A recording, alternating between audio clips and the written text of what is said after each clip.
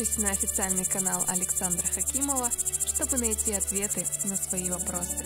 И поделись этим видео с друзьями. Дело не в вине. Reikalas ne kas kaltas, kodėl jūs ieškote kaltų. Yra paprastas įstatymas, ką pasėsi, tą ir pjausi. Užlipote ant grėblio, gavote per galvą. Kas kaltas? Grėblys? Galbūt. Kažkasgi padėjo grėblį ten, gal jis kaltas. Bet aš užlipau ant grėblio, aš nepastebėjau, aš nesu toks jau ir kaltas. Bet aš antrą kartą vėl užlipau ant grėblio, oi, neišmokau pamokos. Todėl, kad praeitą kartą grėblys buvo anoje pusėje, o dabar šitoje. Situacijos keičiasi, o iš kitos pusės kaip ir nesikeičia. Nes visada gaunu per galvą. Kas čia to pasaulis toks? Ir tai bandau, bet tas grėblys visada atsiranda man po kojomis. Kas čia viską taip tvarko? Kur kaltininkas? Kieno čia klaida? Vedos sako, čia ne tavo kaltė, čia tavo klaida. Tu padarei klaidą.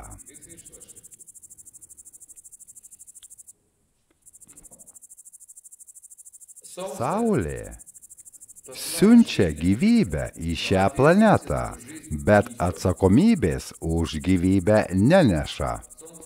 Su Saulė galima daryti gerą arba blogą. Saulė su tuom neturi nieko bendro. Tai paprastas gamtos įstatymas. Ką pasėsi, tą ir pjausi. Kol žmogus turės egoizmo ir norės gyventi kitų sąskaitą, kažką eksploatuoti, ką suvalgyti, ką suvartoti, kuo mėgautis, jis visada sulauks reakcijos už tokius veiksmus. Klaida yra tame, kad esu užėmęs Dievo poziciją. Tai ne mano reikalas. Man tai nepriklauso.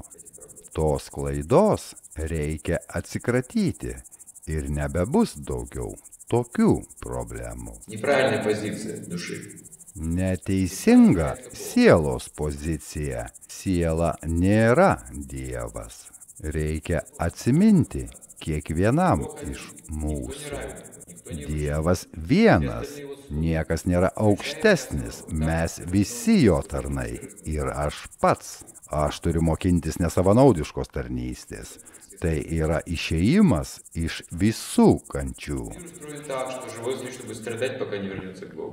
Pasaulis taip yra sukurtas ir gyvas sutvėrimas kentės tol, kol nesugrįš pas Dievą. Tada baigsis visos kančios. Kaltinti nieko nereikia, ne tame klausimas. Reikia ištrūkti iš šių spąstų, o paskiau tai aptarsime, kada ištrūksime.